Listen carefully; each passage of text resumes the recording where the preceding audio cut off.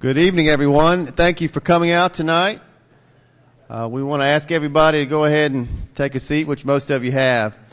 Welcome to the first meeting of the River Bluff Citizens Task Force. My name is Brian Beam, Parish Administrator, and on behalf of the police jury, thank you so much for coming this evening. We're so excited to see such a great turnout for this project, which has been filled with anticipation really for the past year. And what I want to do is introduce a few folks first. I'll give a little bit of background on this project, and then we'll turn the bulk of the meeting over to Patrick Moore, who is the lead of the design firm for this project, and he'll facilitate the meeting. But this is the first public participation stage. A lot has been going on behind the scenes over the last few months, but this is a great opportunity to catch everybody up. Let me introduce first the police jurors who are here this evening. We have President Guy Brame with us this evening. Guy, where are you? Can you just raise your hand? Where'd he go? Way over here. Guy, thank you for coming. We have from Mr. Calvin Collins from District 2, who represents part of this area. Shannon Spell, District 1, from the Moss Bluff area. And Chris Landry. Where's Chris? Over here, represents District 7. We thank all of y'all for coming out representing the police jury tonight. And in a moment, I'm going to ask Mr. Collins and Mr. Spell to just give a welcome as they're the liaisons for this effort with the park development. But I also would like to introduce Brian LaRock, school board member, is here tonight. We appreciate you coming out tonight, Mr. LaRock. And we certainly want to thank the staff and Mr. Duhan, principal here at Moss Bluff Middle, for allowing us to use this really nice facility, this cafeteria. Everybody knows where it is. There's plenty of room, and it's great for this kind of event. And in a few moments, we have a special group of people, the Citizens Task Force, but Patrick's going to introduce those folks to you shortly. But at this time, I also forgot, I didn't mean to leave out Miss Sandy Trimmy. Actually serves a portion of this area, and she is a liaison as well as Mr. Collins and Mr. Spell. But at this time, let me ask Mr. Collins to come on up, and Mr. Spell right following him for a welcome. Thank you, Mr. Beam. First, giving honor and praise to Almighty God for the day. I'd like to thank everybody also for being here today. We've been working on this project for quite some time.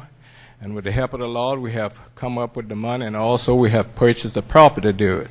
And looking at the crowd here we have tonight, we know we're going into the right direction. So we appreciate y'all being here tonight, and also give y'all input on what you'd like to see in the park. Again, I want to thank you all for being here, and may God bless you. Thank you. Thank you, Brian. Mr. Collins pretty much said it all. I want to echo the sentiment. This is a great turnout. It's really great to see all the people here. We're very anxious to receive input from the community. I want to thank the jury as a whole for supporting this project. This is going to be something that's not only great for the Ward 1 community, but I think it's going to be great for Calcasieu Parish. So we want to ask everyone to be very involved in the process, so we can come up with something that everyone's going to be proud of. And I want to thank the people on the Citizens Committee for serving. They're going to put in a lot of time on this, and I want to thank them for their volunteering and putting their time in. And just remember that all of these meetings are going to be public, and we encourage participation from the community as a whole. So once again, thank you for being here. Look forward to it. Hope it's a great evening, and everyone really enjoy this process. So thank you very much. Thank you, Shannon, and thank you, Calvin, for the welcome. Let me give a quick background on the project and get everybody caught up. Back in 2009, the police jury purchased the property, which we now call River Bluff, and it is about 26 acres, and it straddles the existing parish boat launch we've had. Now, for many years, that boat launch, it's been fairly Spartan, I guess is a nice way of putting it, and the jurors who represent that area and those before have expressed an interest and I guess even a dream that this one day could possibly be an enhanced park. I don't know that any of us anticipated, however, what a great outcome we would have with what has developed as far as this property purchase. I want to give credit at this time, too, to Mark McMurray, former administrator. Mark, one of his gifts, one of his many gifts, is knowing how to seize an opportunity. So knowing we had a boat launch right there and the property on either side came up for sale, he sees that and the leadership of the jury and going with that and supporting it, and I can assure you the whole jury, as Shannon pointed out, is behind this, made that happen. And so securing the property was the first thing. And that obviously is the most important part. And things were rolling along. As a matter of fact, it was about a year ago at this time the police jury set a timeline or a calendar for developing the park. And we found out from experience with the Pre-Lake Park development, which many of you are familiar with, that it really worked well in terms of getting that public input in this way through anybody coming, but also formally through a task force. It just made, the ownership was there and the ideas were great, and it made all the difference. So we knew early on this was the way to do it. So we repeated that process for this project. And as that went along, the police jury actually went as far as hiring a design firm, and I'll introduce Patrick in a minute. Unfortunately, economic conditions prevailed, and they weren't so good, and still we're still struggling with that, but it's better. Our tax revenue situation was uncertain. That's more stable, and after conferring with Calvin and Shannon and the rest of the jurors, we felt like, and they really supported kicking this process back off. And so here we are. It's been a delay, but it's well worth the wait. So this process is the same that was anticipated. It's just happening a little later than we originally thought, but I think it was the prudent thing to do. At this time, I'm going to go ahead and introduce Patrick Moore. This team, and it really is a team. This is a design firm that was selected by the jury after a really good, thorough process of proposals. And Patrick Moore and Associates, which is now Environmental Resources Management, put a great team together, and he'll introduce the other parts of his team. But we've got a lot of different disciplines represented here in this project to lead us all. And I also want to thank a lot of our staff who have led this effort. Alan Wainwright, our Public Works Director. Kane Webb is our Facility Management Director. Dean Kelly is the key project staffer on this, is the contact between Patrick Moore and the group, and Jennifer Tomplay, and there's many others who are involved in this and will be throughout. And there's probably some people I'm leaving out, so I better stop there. But at this point, to guide us through the rest of the evening is Patrick Moore. He is a partner with Environmental Resources Management, and he's out of Alexandria. You may be familiar with him if you happen to catch when the promenade at the lake downtown was completed. He was the lead on that, and it is a beautiful project. It's gotten many awards regionally, and he's been recognized, he and his firm, nationally for the work they do. And I can tell you personally, from being involved in the process, we have a great team. We're very fortunate to have this group working with us. So at this time, I'll stop talking, and I'd like to introduce Patrick Moore. Come on up, Pat, and we'll get started. Yay! Thank you very much, and thank the jurors, the people that had the good sense to pick us, or the courage. We may be fired after that. Alan's already keeping an eye on me, so you're in good hands. It is great to be here tonight, and I'm not saying this to be nice, but I got to tell you, we have been blessed. We celebrated last weekend. My wife, my partner, and I have been married 29 years last weekend. She's from California. She's a landscape architect also. We moved to Alexandria, got married, and opened our company all in the same week, 29 years ago last weekend. And it's been that way since day one. So it's been kind of a fun ride. But one of the things that we committed to and we just felt strong about and still today is that we said, you know what, we're going to stay in Louisiana and make it a better place. And that's what we live for every day. And I wake up between 4:30, 5:30 every morning in a white heat, excited about what we do. And so to me, that's a vocation. It's different than a job. And as I told my real bosses over here, the task force, I said, there's only three things. We're going to work hard, we're going to have fun, and I promise you I won't embarrass you. So I hope I do that third thing tonight. I hope we don't do anything too crazy. But we've been here, so we've got a little bit of test of time, and I got to tell you, we're working now and right at, I think, 27 cities, parishes, or regional governments. And so we know a little bit about it, but I have to tell you, not all of them do this and have people involved. And that's got to be the way things are done from this point forward, because we're demanding it as citizens and taxpayers. So thank you again for coming out. This is a great, great crowd. And we're going to get started. Now, somebody tell me what time it is, sir, in the green? You have 6:15? All right, we're starting 15 minutes early. All right, we said we would go from 6:30 to 7:30, but I'm going to promise you one thing. This is going to be 1 hour, okay? And we can make it quicker, fine. But we're going to open it up for some discussion a little bit later in the presentation. But I will tell you this. Our group, we will stay here till midnight if you want. As long as you want to talk and got some ideas, we want to hear you, okay? So we're going to get started real quick. Just very quickly, team introductions. We're going to do that, and then we're going to get into this workshop. We're going to talk about a way of thinking. We're going to talk about the regional context of this project, the parish park context of it, sustainability, and I have to say right now, I think that came out yesterday, Sean Donovan, the head of HUD with the federal government, came out yesterday and announced and said basically anybody, any entity that's going to get federal money is going to have some kind of a plan for sustainability, in their community. So this isn't going to be just some nice green thing that we do. It's a way of thinking.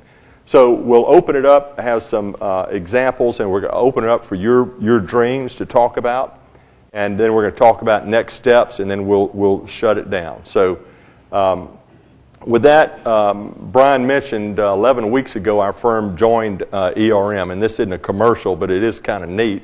The Louisiana firm, did pretty good. This was a client of ours that we merged with at their request, and we are now in charge of, and this is really crazy, planning for North, Central, and South America. So it's pretty cool, and we're doing work in Peru right now, and it's very, very interesting. I say that because it doesn't matter where we go in this whole Americas, people want the same thing. They want a nice place to live, they want to be safe, they want it to work well, and they want it to be beautiful. And that's what we try and do. So we have been blessed over this 29 years. We've been working all over the South, but you can see even in Louisiana, and I show you that because one parish hired us, and over these big international people, and we said, well, why'd you hire us? We're good. And he said, nah. He says, we hired you because you eat what we eat. I said, well, that's interesting. And that was a nice way of putting it. So we do understand the fabric of what goes on here. This is a little bit small to read. Can everybody in the back even see this? Are y'all okay? There's not a lot we can do about it, but anyway, we'll get through it pretty quick. I'm going to introduce our team. Directly from ERM, we have Jeff Bell. Jeff is a co-project manager with Brent Gio, who couldn't be with us tonight. Also, Tom Phillips, he's our director of design, is here with us. And we have two really good folks here. David Brosey, I always call him Brossette, but he's architect here locally, you probably know, and the famous Walt Jessen from D.W. Jessen Engineers. Great guys to work with. And past that, well, it's a little bit dark. I'm going to go to the next one. Maybe we can see that. We've got our real bosses, our other team, are right over here. And I'm going to introduce them. We had a meeting this afternoon out on the site to walk out there, and I may even call on one of you to say a little bit of something. Mr. Jack Bailey. Here. Miss Weta Smith. Mr. Ron Castile. He's not here with us. Fran Sanchez. Here. This isn't school. But that's good. It sounds good. I was always one getting whacked by the nuns. But anyway, Miss Pat Louvier and her husband Elton, her bodyguard. Mr. Frank Webb. Is he here with us? Mr. Grant Bush. Thank you, Grant. Tom Hatfield.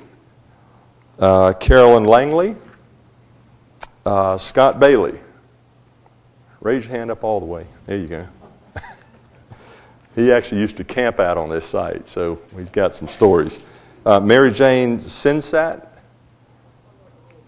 Oh, hey.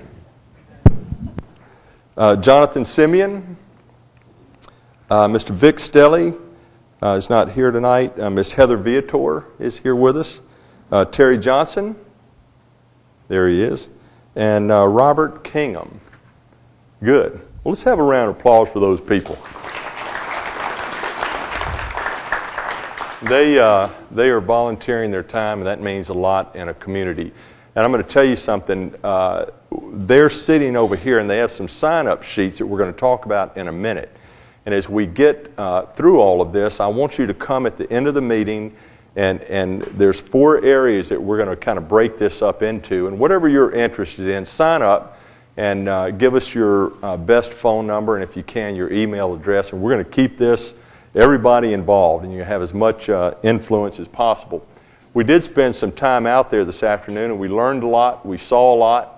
The site is very interesting. It's right in the middle of the city.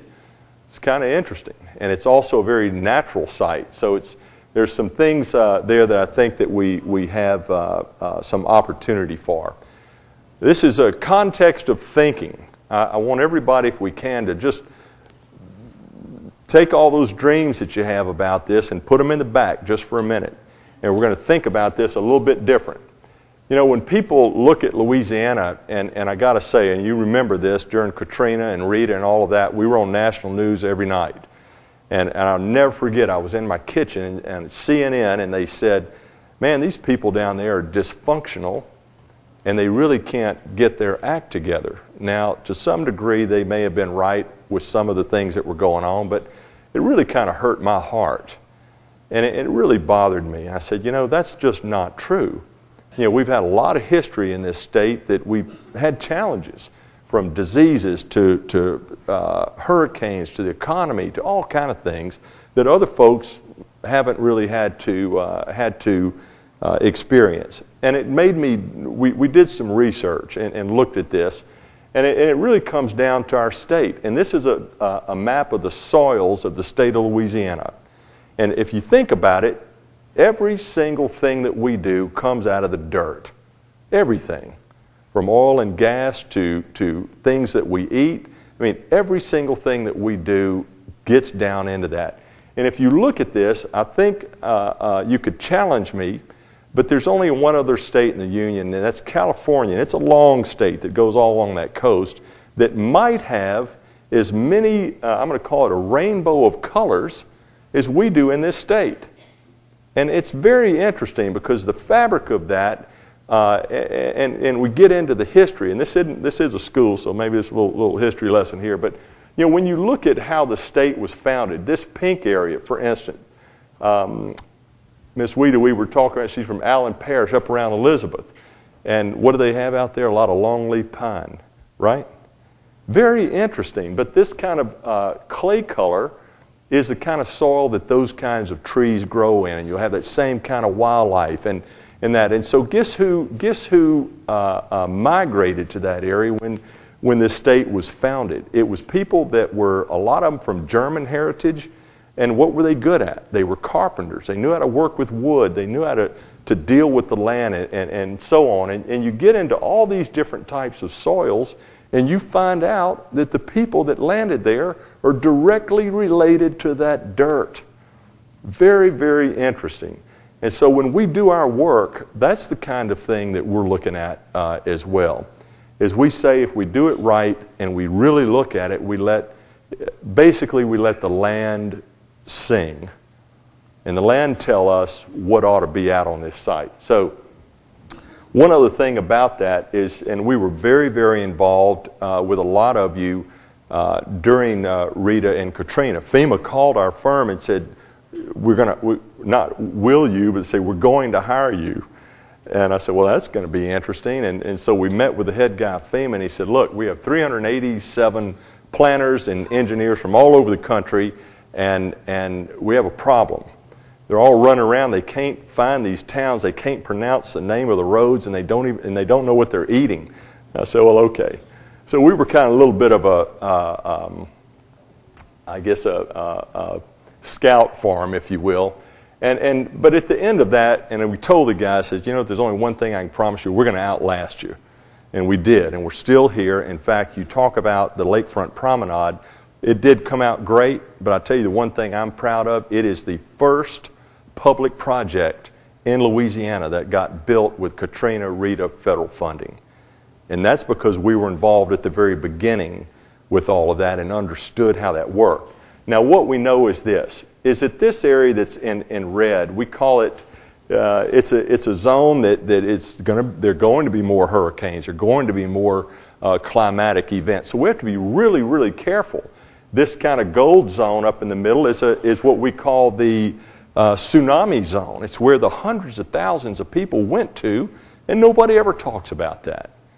You know, it's going to happen again, and the churches were full, and the schools were full, and not all of them left.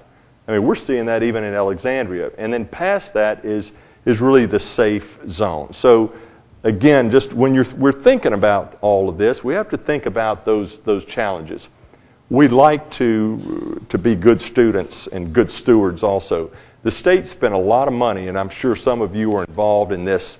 It was called Louisiana Speaks, a regional plan for all of Louisiana, basically from I-10 south. And it talks about land use, and it talks about architecture and all of those things. So here's why I'm telling you that. Because if we follow these kind of things, and we actually have read it and understand it, maybe more than a lot of people, then when we go to the state or federal folks or anything for funding, and there is funding out there, we want to be able to demonstrate and show them that we followed the rules, that we followed that thinking. So that kind of thing is in context as well. Okay, so we've been in business for a little while, 29 years. Here's what we know. There's three things that make you a success, whether it's your family, your business, your church, anything. And these three things we know are true, is that you have to have all three to be successful. A champion, there's got to be a leader in the outfit. Number two, resource. Whether it's human, natural, economic, one of those, you've got to have gas for your car to run, right? And last is a vision. And that's a place that we help a lot with. Not a lot of communities have that. A lot of them don't really even know where they are.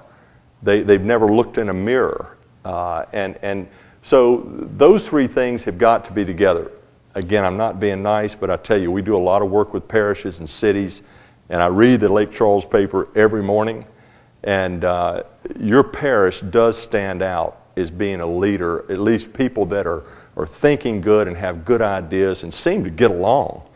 Believe me, that's not the way it works in a lot of other places, so you're blessed with that. So just be thinking about that. And when we talk about vision, let me tell you what makes that up. There's these 4 rings. And what we know is they have to be in balance. Education, livability, infrastructure, and economic development. All 4 of those have to be in balance. And if some of you got, sir, would you hold that up? If some of you got the little sheets at the handout, there's a map of the site, and it has those 4 rings on there, and it kind of describes, how we see that working. Be thinking about that, because those are the sheets that we have over here that we want you to sign up. If you used to be a school teacher and are interested in education, then sign up on that part, because we need your brains about that. Okay? Same thing with infrastructure. If you used to work for DOTD or whatever, you're a contractor and you understand that kind of thing, we need your brains.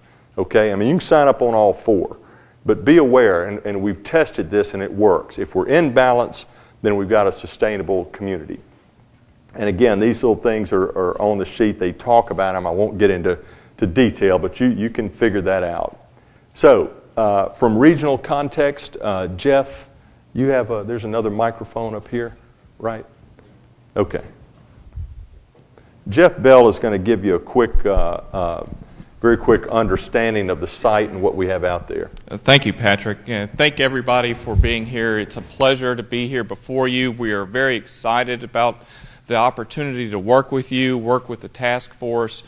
This is a wonderful, wonderful site, and we were out here. I was out here for the first time a week and a half ago on probably the coldest day of the year by far, and we met with Dean and asked him if he wanted to come along with us, and he said, no, we're good. We like the warm office. So we come out, walk the site, and that's why I'm dressed like this today. I was fighting briars and all bushes and a lot of undergrowth, so I feel a little bit underdressed. It is a wonderful, wonderful site, and for those that you who have been in this area for a long time may have seen this site but not really have experienced, and it's a really interesting site in the sense that from a regional context, it's within the Calcasieu Parish and river system, and is divided both Lake Charles and Moss Bluff where we are. Now, it's hard to see, but our site is right here. It's on the river. And we are, as a firm and as a company, we plan cities and parishes. So we have a great understanding of the bigger picture. And so it's always interesting to look to see where we're working. Although it's 26 acres, there are other influences that affect what this site is about. We've looked at, again, our site is right here, and we looked at the community around it. Look at the influences, the commercial development, the residential development, the natural environment around our site. It's very, very important to understand that as you think about what you want your park to be. We looked at the bigger picture, even from a larger regional scale, of looking at and identifying what are some of the other park facilities within a natural setting. What do they have? What type of services do they provide? What type of amenities do they have? To put it in the context of where we are. And if you look at this map, we are right in the middle of some really nice parks and facilities. Sam Houston State Park is the #2 most visited state park in Louisiana. So they obviously are doing something right.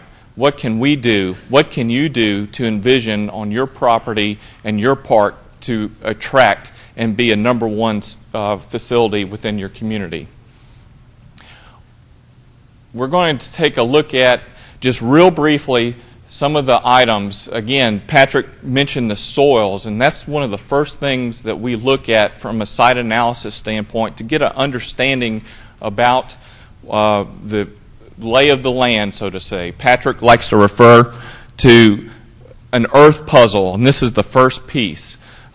There's mainly 3 types of soil. The majority of the soil is alluvial, and you have a transition zone, and you'll see that better in your vegetation, where you see 3 different types of vegetative types representative of the soils. You have your longleaf uplands, you have your bottomland forest in the darker green, and in the lighter green you have your swampland forest. And all 3 of those zones are indicative of different types of vegetation, wildlife, and settings. Hey, Jim, yes, sir. why don't you orient them a little bit about where the boat ramp is and all that? I sure can. Sorry. Old Highway 171 runs perpendicular northwest to southeast through the site, and the boat launch that many of you are familiar with are right here, and it divides the property again into 2 sections. Now, what is interesting about the floodplain is that it encompasses a large majority of the site. And if looking at this map, you would say, well, there's no usable land on this site. It's all floodplain. But you have to look closer. You have to go out and experience and visit it like we did today with the task force. Drainage. Drainage is a major component of this property. You have a lot of influences off-site that are coming through your property that affects what you can and can't do. It also provides opportunities to create and do some really neat things. Part of the major lower portion along the river is a collection area where the storm drainage comes through, and you'll see that in some photos in just a few minutes. Hey, Jeff, can I say something? Yes, sir. One thing about That shot, if you'll go back, to that one. And we had this discussion this afternoon. One of the things that I did remember, and I noticed, I guess about a year or so ago, there was a lot of discussion in this community about watershed, about the storm drains and the sewer and things like that. And I know that's an issue or has been for this community. It's something we need to keep in mind. It's just real interesting when you see these blue arrows coming down. There's some pretty good ravines we saw out there this afternoon, and they're taking a lot of water, off of these neighborhoods.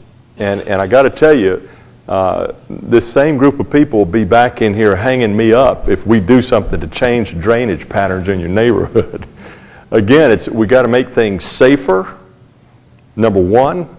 Number two, we got to make them work well, which means that the parish has to, we can't design something that can't be taken care of. If we did that, then we're doing you a disservice.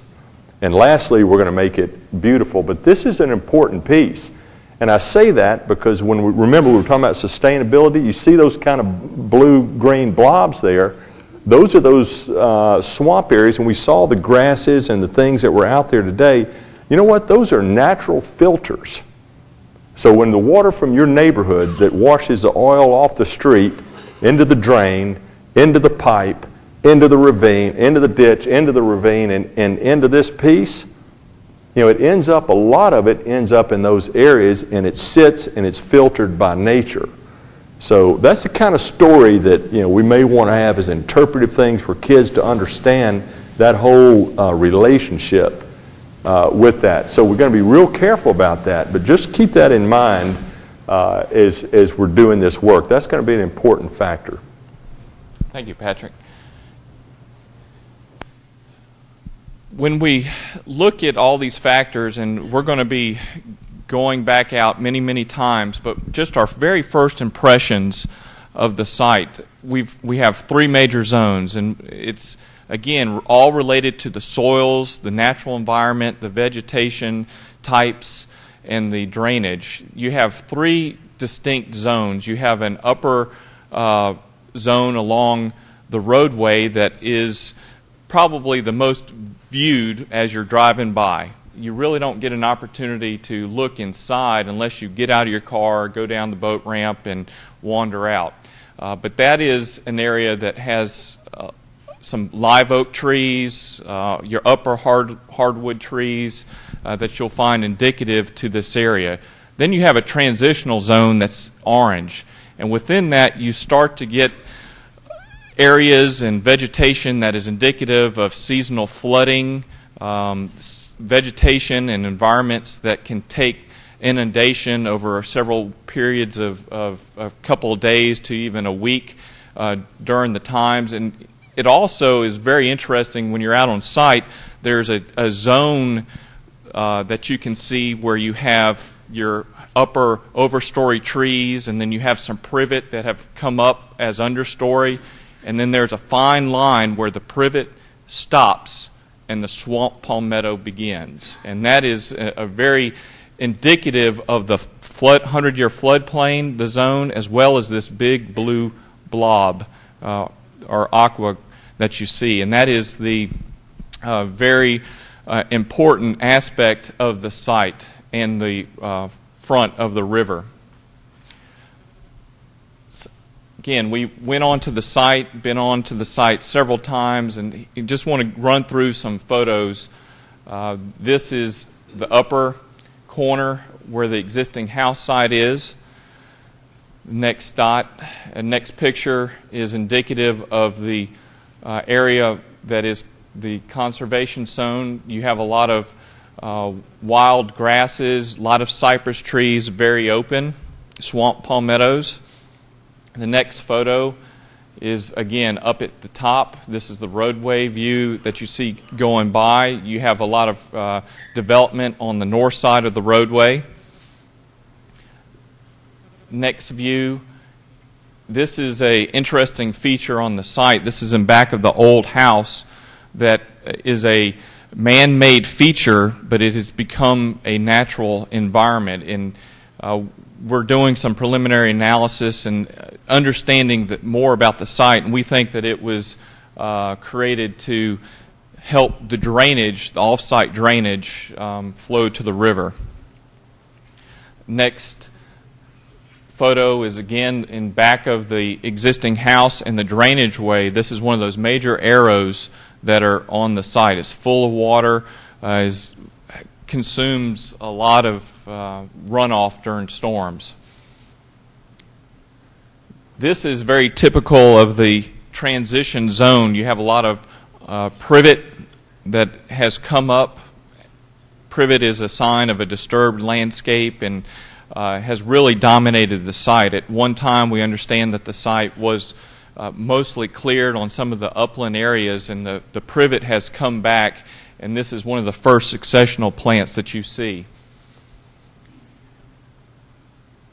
It's kind of hard in this picture, but this is cypress swamp, swamp palmettos. Because of the overstory of the trees and the inundation periods of water, you have less understory, so that's why it's a little more open. What's interesting is you also get a lot of debris that shows up on the site because of the river and the amount of water that comes through the Calcasieu River basin. And this was an old refrigerator that we found on site near the river's edge. This is a typical view of the river edge with the cypress trees, the cypress knees, very serene and very different from the view of the park that you get from the roadway. The boat ramp, at the end of the boat ramp, looking back north. A lot of pine trees on the site. Now, from what I understand, the pine tree damage that occurred during the hurricanes really opened up for pine beetles. So you do have a lot of the longleaf pines that have sustained damage. That is something that's going to need to be addressed in the future. This is an upland view of the northern portion of the site. You have a lot of overstory oaks, water oaks, sweet gums. You have magnolias. You have some cedar in there as well. It's very different from the river's edge. Again, this is a view looking back west at the eastern border of the site. Patrick?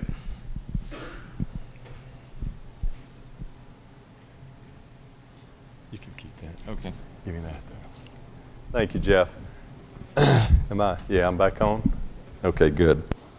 Okay, well, and listen, I'm going to say something, and Brian will probably shoot me.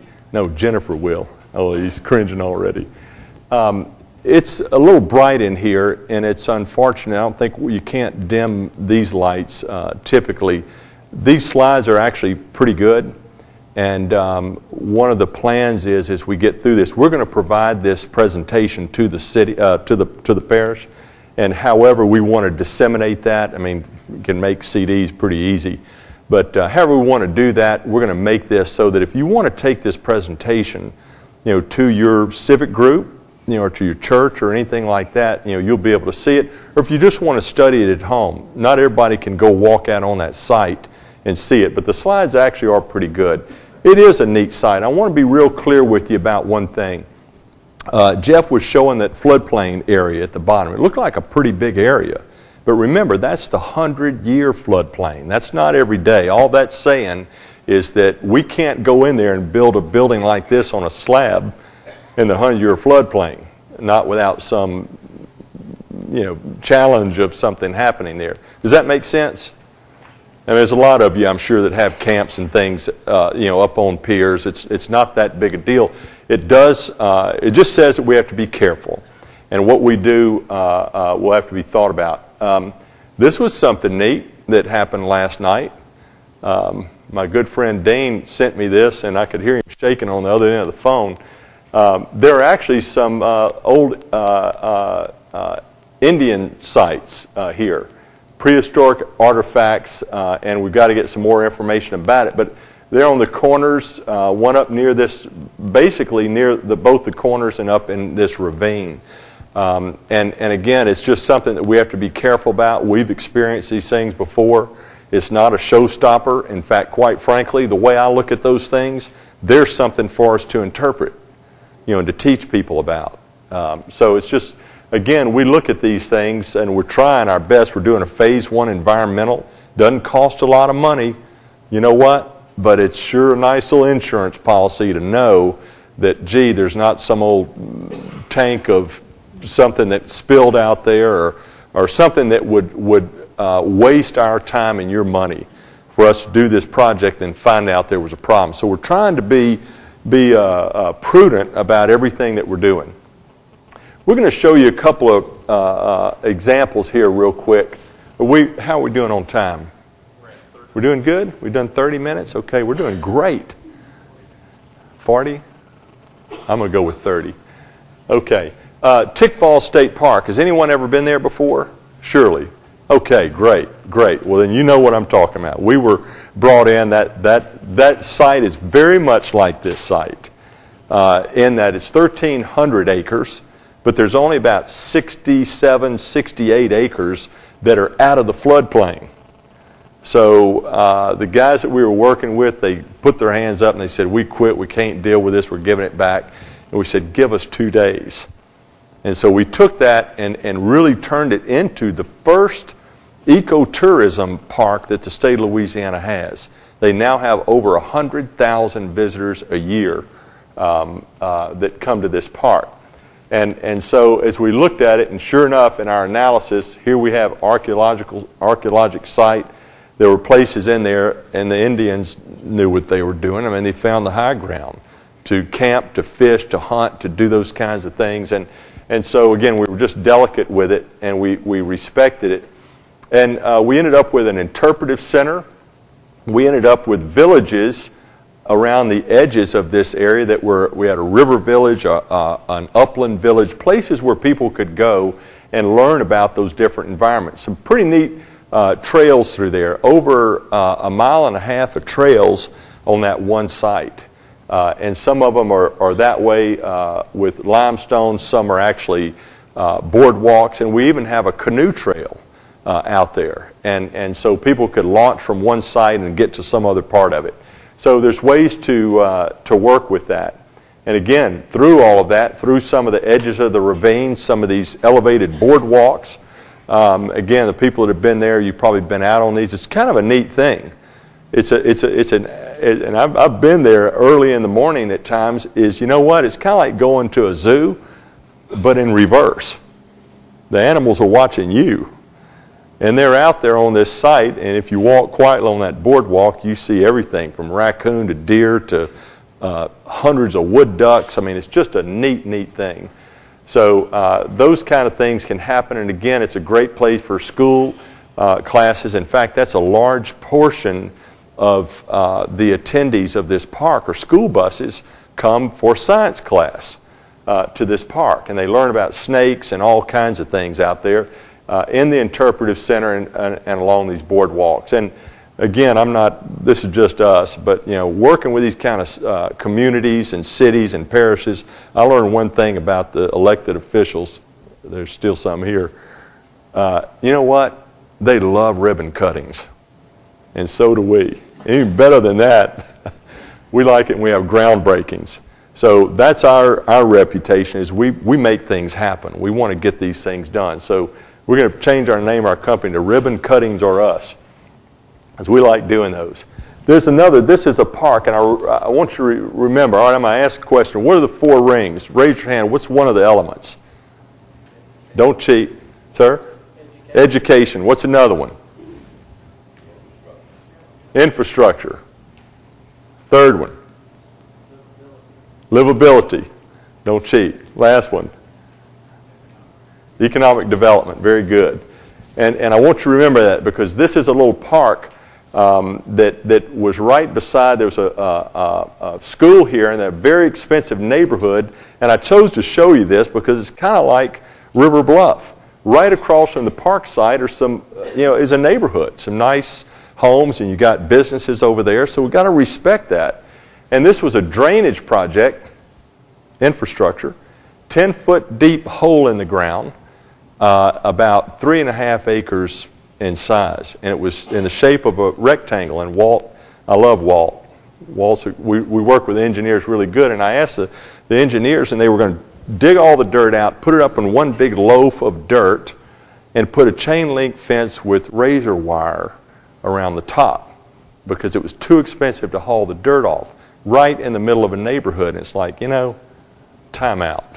Surely we can do something better that will respect the value of these people's homes, still make it safe. And so the mayor bought into it. He hired us, and we took him not too far after that and doing the same kind of thing we're doing tonight to the 5th grade class in the school right across from him. It was a great day. These kids were great, and they helped us come up with the ideas for this park.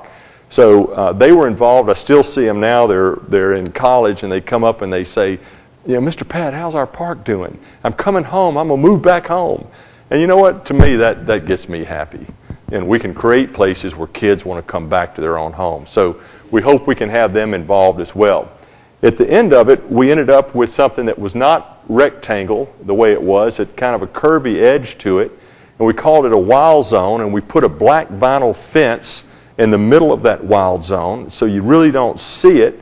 And we planted just native material and let other things grow up wild the way they were. So there's rabbits in there and all kind of things, all kind of songbirds. And then we did an overlook looking out into this big retention area that is now, the city actually banked it as a wetland. And they used it to do some other work that they needed throughout the city. So we took the dirt, all the dirt out, the big loaf of dirt, and we made 3 separate berms of different sizes. And, look, we're kind of flat in Louisiana. For us, man, it's the high point in the city. It's kind of neat. You can go up there and see the sunset and look out over people's rooftops instead of kids climbing on your roof, which we used to do. So it was that kind of thing. And just just a trail around the edge of it, about a little over a half-mile trail. Interpretive signs out there. Again, the school classes come out there, and it talks about the bugs and the grasses and those things. Again, the biology. Well, that's great. And lastly, this group right here, this is, and I can't ever remember the right name, the scientific name for butterfly study. Who knows? If I had $1, I'd give it to you. Nobody? Somebody knows. But anyway, it starts with an H. We'll figure it out. But this group is the Louisiana, let's call it the Louisiana Butterfly Group. And every year, and some of them from New Orleans, Ville Platte, Shreveport, all over, they come to Alexandria for one day a year, and they come to that park first. And they go into that wild zone just to have their butterfly count. They go in other places. But you know what? That's economic development.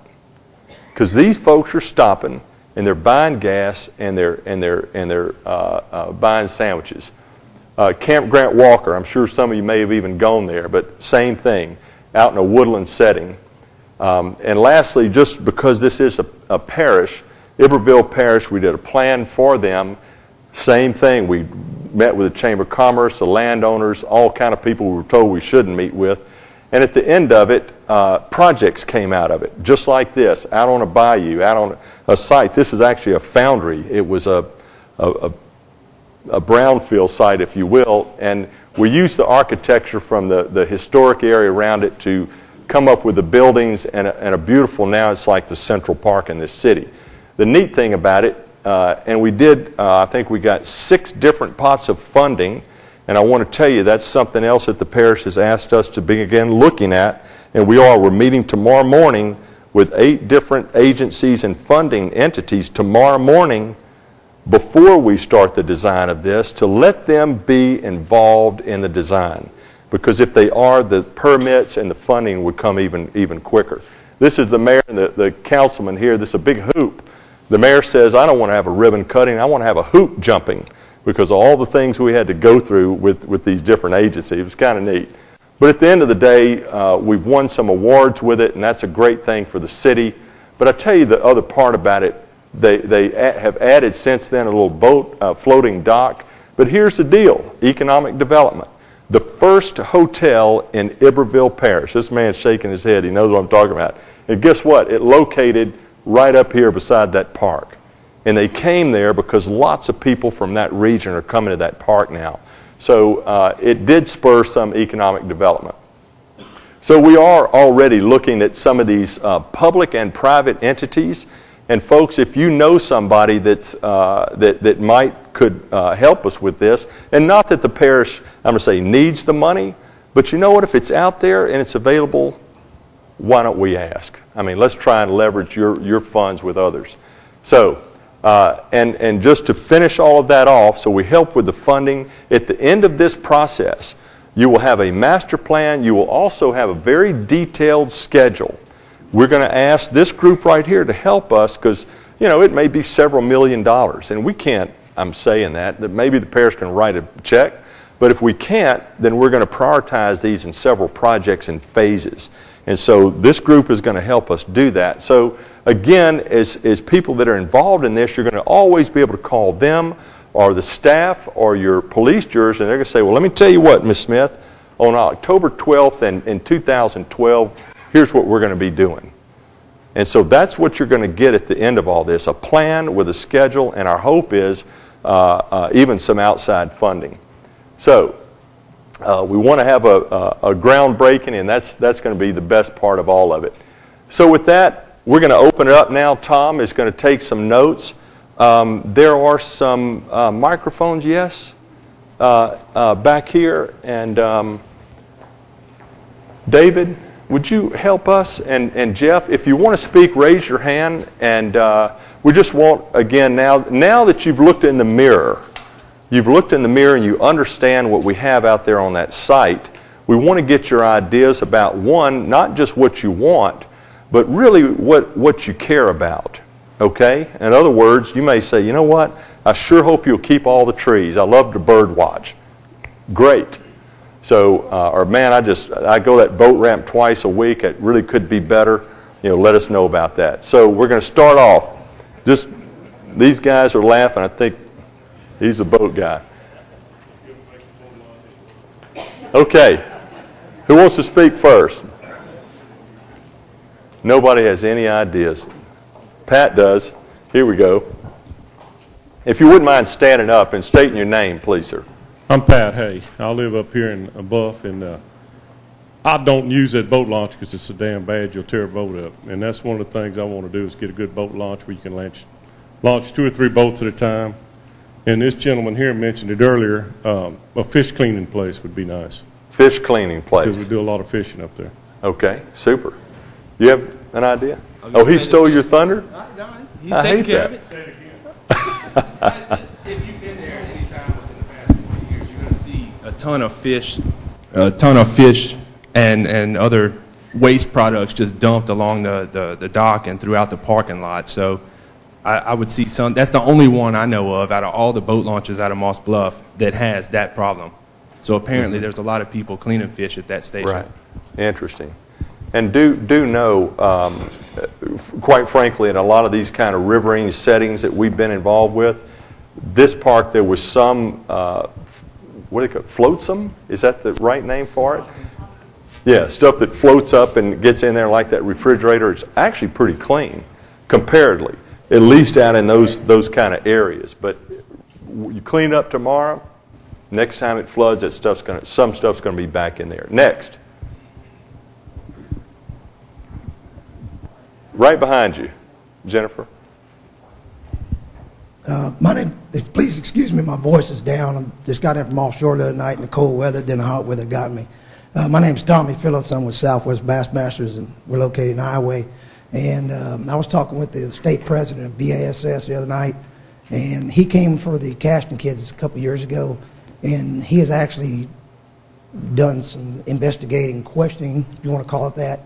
If this park is to be done and the facilities there, they were entertaining ideas of bringing the Federation tournaments here, weekend series tournaments, and possibly down the line, maybe a bass match or something. But it has to be a size. And you're talking about bringing people in, economic development. You're talking about people coming in, staying at the parks and campers, people staying hotels. And he said that we have the area for that here. So if it goes good with that, and they do get a good boat launch. I'm with him on that. That thing's horrid, just terrible. But I just want to pass that on. Okay. Thank you, sir.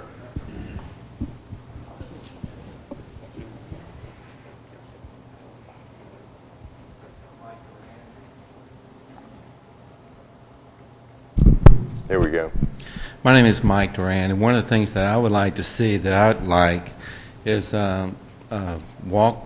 pathways to walk, ride bikes, and as far as the boat launch, big enough where you can fish off the boat launch. Very good. Pathways are a good thing. Yes, ma'am. In the orange. David? I'm Addie Borrell, and I live on the river on South Perkins Ferry. And at one time, you could fish along the, the leased property. You could fish anywhere and back in the Burns. And now a private entity bought all that property from Texaco and promptly posted it. So I would like to see for the general public, and especially for young people, to have along the entire river edge, to have a wharf that the children and adults can fish from. Because I can't tell you the people that have asked me to fish from my wharf. And I always let them, but it would be so nice to have more public fishing that we don't have now. Right. Because most people that own riverfront property don't want other people to to come onto their property.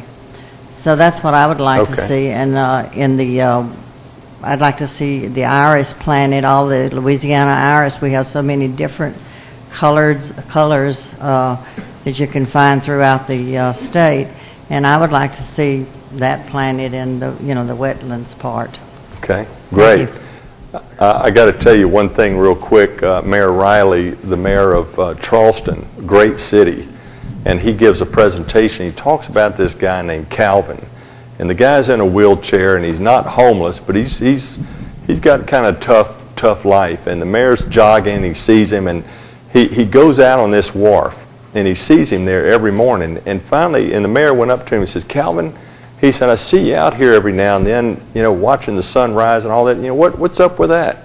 He says, "Oh, Mayor," he said, "this is just so beautiful." He says, "It's hard for me to get out here." He said, "But, this is my vacation. This is where I go." And I think that's something we need to keep in mind. Not all of us can go to Florida or to the Rocky Mountains or wherever it is on vacation. There's people that a place like this and having access to the river edge is a big deal. That's their vacation. Something to think about. Yes, sir. My name's Bob Alleman. I have a couple of questions. On your very first slide that was showing, I think if I remember right, it said State Park. I want to know that it's not going to be run by the state, but it's a Calcasieu Parish. Another thing... You're correct on that one. Okay. Do you anticipate that it will be a free access park, or will there be some fees, or do you know? I think that's something that the parish would have to decide. I mean, I don't want to speak for them. Brian or anybody, any thoughts about that? No one said anything to us about that. Typically, and is Prion Lake Park free? Okay, then I would imagine we're talking that now. Now, let me say this. We have learned one other thing on some parks that we have done up in Shreveport. Beautiful park with a stone waterfall out there, and the Urban Land Institute interviewed us and called it one of the top 12 urban parks in the country. And they asked us, they said, do y'all make any money off this? We said, no. And they said, oh yeah, we do. I was like, well, how do you do that? This is last year we had 26 weddings, and people paid us $120 to have their weddings on that overlook. I said, well, I'll be. So, it may be something that we have a place out there, community center, if that's somebody's idea, that you could have for a family reunion or rent, something like that. Okay. Oh, I got you. I covered your back. Yes, sir. Terry Mooney. I'm also a member of Moss Bluff Economic Development Board.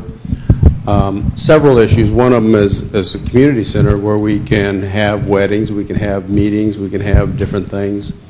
Also, I don't know if everybody here knows it or not, but First Baptist Church in Moss Bluff started in that house over 55 years ago.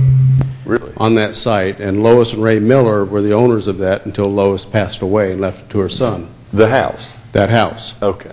I would like to see some type of a small monument or memorial to Ray and Lois Miller. They were very strong founders in this community, and they lived in that house from day one until she passed away.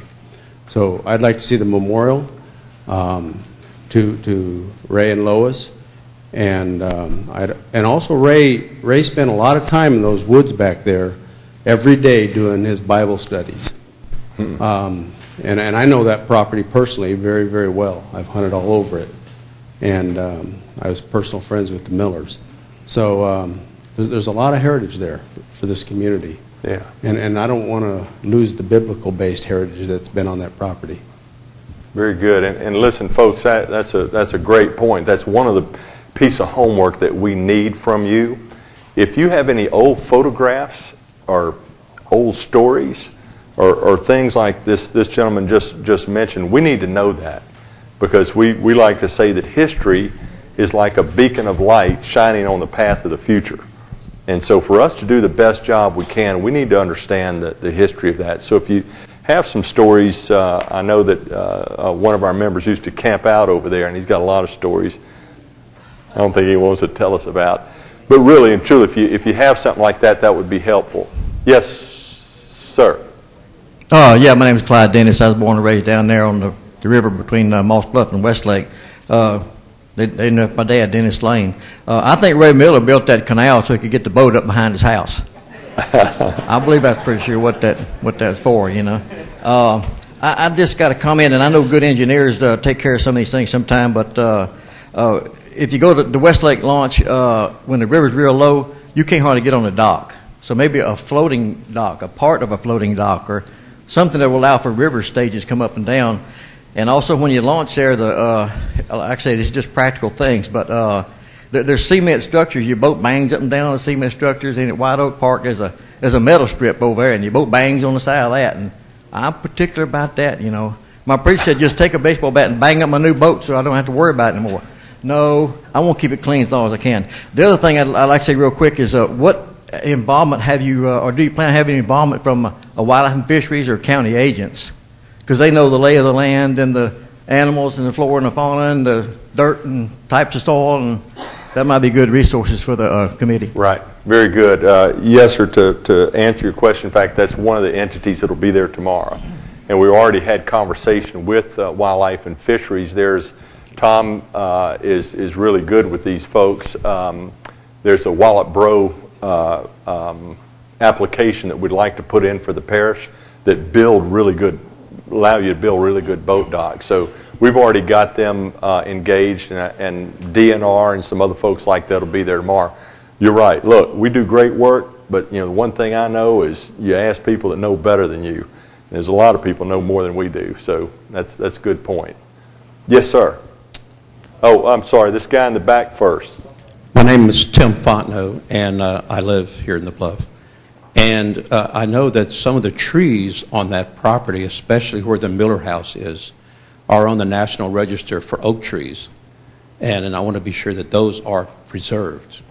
Where would we find that out? I mean, to Miller, confirm that. Tommy lives in South Lake Charles. Okay. Okay, cool.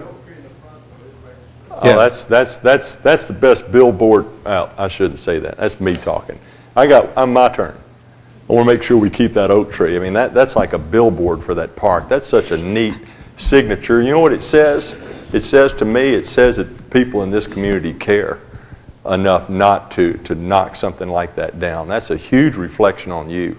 Yes, ma'am. Well, maybe the only one with young children. I don't know. I just wanted to make sure that the park, I have a 4-year-old son that has autism, and I would like to see some adaptive equipment if they're, I just know the Millennium Park has some swings that are adaptive for children that have special needs, and I just want to make sure that those things are taken into consideration because sometimes I have to go out of my way to go to a park that I know he can manipulate around and things like that. So just look at that for That's very, very important. And let me tell you, folks, one of the things, if we do our job right, this should be an age-inclusive park for everybody, from kids to the elderly like me, and anybody that's challenged as well. So we want to make sure that we mix the uses as best we can. There's two kinds of recreation, active and passive, and we have to be careful with how we mix those. Next. Yes, sir. It's Don. I'm Don Mueller, and I'm with the Moss Bluff Civic Club. My question is there any plans to have an amphitheater? Because of the layout of the ground, it'd be an ideal location for an amphitheater. You could bring in gospel groups, bluegrass, and people could go there and listen to music. It'd be I just want to know if there may be in the plans to have something like that. Thank you. Very good. And just so everybody's real clear, he said, is that in the plans? Right now it's a blank piece of paper. Yeah, I got your point. I just want to make sure. Now, how are we doing on time? We got a couple more minutes, and again, we're gonna stay here though. Oh wait, I'm sorry. We got a guy in the back was next. Yes, sir. Do you have a tentative date on your first plot plan publication? I think originally our contract says we have until the fall. I think around September, October, but we're going to beat that. We're going to be done with this, we hope, by early summer. Okay?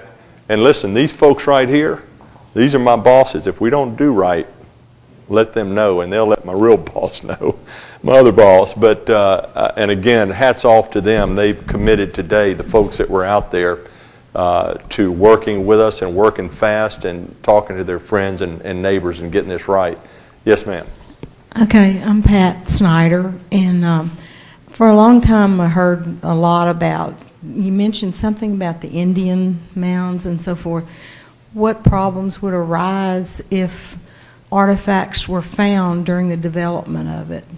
We are, now that that's been exposed to us, we are going to have the right people engaged to get us even further investigation. I would imagine we will give that kind of information to the Phase 1 environmental folks. And so we'll end up with a report that will basically tell us what are your levels of risk out there. And I can tell you from our experience, we're going to find those areas and make sure in our planning that we don't really even go close to it. And people, oh, you ought to put a sign up. It might be the worst thing we do, because there are people that like to dig stuff up. So we're going to respect that very much. I don't think we're going to find anything else from current assessment. How about this guy in the back? Somebody hadn't talked yet. No? Her? Okay, lady in the pink. Lady in the blue. Yeah. Okay, I know the lady over there, one of them was talking, she was, about a child's play area, a park, but I'm kind of like looking like maybe something like a water park, kind of like they have at the Crant Lake Park, something like that. And then I also would like to preserve the trees like he was saying.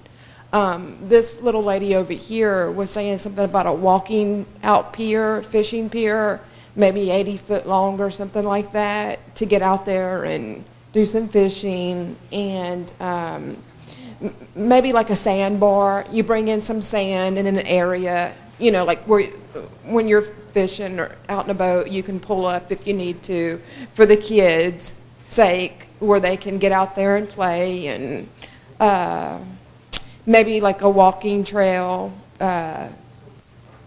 nature trail type thing. Maybe like a little sports recreation area with maybe basketball or something like that for the kids. That's. Will you give us your list? Yeah, I'm giving it to you. I got a long list, and lots of seating area with shade. Right. Some of the parks out here, like Crant Lake Park and Lake Charles, there's seatings, but there's no shade. There's nothing. You're out in the bald sun. The kids don't mind the sun, but the grown-ups, right. They like to kind of be in the shade. Right. And I know if you preserve the trees, you'll be able to put benches and. Thank you very much. Yes, sir. Man in the back. Hello, my name is Bill Long. I've been up here in Moss Bluff for about 37 years now. I'm very proud of it. I'd love to see this park coming. I think it's going to be a great asset to this community. You mentioned the historical site earlier. I do have knowledge that there were some artifacts found on site. I want to say that it could be prehistoric, could date back to around 2,000 to 4,000 BC. What I would like to see is maybe invite the Louisiana Archaeological Society in and have them excavate it and display whatever's found. I think it would be a wonderful thing. And also, if you're having boardwalks around the river or wherever, have a pictorial sign showing how these people lived at that time and what they did. And, I don't know if you've ever been to Poverty Point, but that's a wonderful place. That's an amazing place. Good. It would be a good thing. That's education. That's great. It is. I think we got two more, and then we're going to wrap up like I promised you. Yes, sir, in the back. Hi, my name is Victor Jones. One of the gentlemen talked about the fishing tournaments and being able to host tournaments out of there. I know on some of the parks today, some of the jury parks, they have some kind of rules and clauses that do not allow the transaction of money and so forth to take place. We'd like to make sure that this park would be able not only to support bass fishing recreational events, but other water recreational events, skiing and even the demo rides for fishing boats and etc. There's probably many other water recreational events that I'm not aware about, but what we find in going around and doing the fishing tournaments is that the lakes that are the parks that provide some type of pavilion for these water recreational events to pull up under and have the facilities, water, electricity. It's an open pavilion, but those are the ones that get to accommodate having and hosting those water recreational events. So keep that in mind that some type of pavilion would help with hosting those water recreational events. I have one more item, and you commented about the Sam Houston Park being number 2 in the state, and then you commented about the park that you had built that had won all the awards. Both of those parks follow what the lady had said earlier. Both of those parks have, even looking at the one you developed, have extremely amount of waterfront access. And even in Sam Houston, they actually have if you know, they have somewhat of a dune built up out there so that you can have access to the front side of the water. But then on the back side, which we're going to have that situation here with all the wetlands, they created a facility such as a fishing pond and boardwalks through the wildlife wetlands. So having a lot of waterfront is probably vital to the survival of the park. People in Lake Charles pay a lot of money to live on the water, and as the lady said, most of the waterfront property has been purchased up. Okay, excellent. We got one more. There's a man over here and a man in the back. All right, can we go over 3 minutes over? All right, we're going to do both, and then we're going to be done. Yes, sir. We'd like to keep in mind the picnic areas. My wife and I, we enjoy just the picnic table and the little barbecue pits out at Holbrook Park and Sam Houston Park. It makes good for a Saturday lunch or a Sunday afternoon, something like that. Okay, excellent. And this man here in the blue. Yes, sir. My name's Mike Martin. I wonder if you have looking at White Oak and Holbrook and some of the other parish parks that have camping facilities. Because we camp a lot in all the parish parks now. You can't hardly get in them. They stay full all the time. And same thing with Sam Houston. You got to make reservations almost months ahead. Right. Well, that's actually a good thing. It means people are getting out, and we'll certainly look at that. And again, remember, we're going to let the land sing, and we have to look at all these things that you mentioned, and I got a list of my own of things that we've seen that I think might work out, but I don't count. All I can do is feed that to some of the groups, and we'll decide out of all of that, what are those things that are going to be able to fit. In other words, if we had cabins out there and some of those other things, all of a sudden, the park is filled up. So we have to be real careful. That's a very, very delicate thing of how we save the trees, we do walks, we let people have access, we have kids, we have picnic areas, all those things you talked about tonight. So that's going to be important in how we balance all of that. Walt, you have something? Yeah, I was just hoping to take advantage of some local knowledge here. If anybody has the knowledge of the old 171 Bridge Foundation piers that may be at the end of the boat ramp, I'd like to visit with you. Right. I just was reminded of something here, and I didn't want to say it because I wasn't totally sure, but the parish has a pretty good website, and that is one of the things we can put this up on.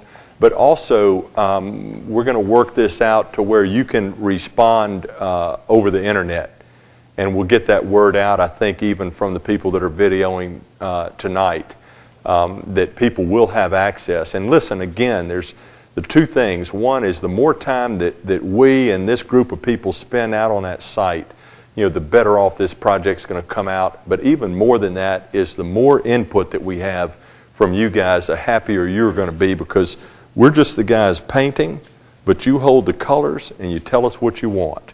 And our job is to be the conduit of your dreams about how this is going to come out.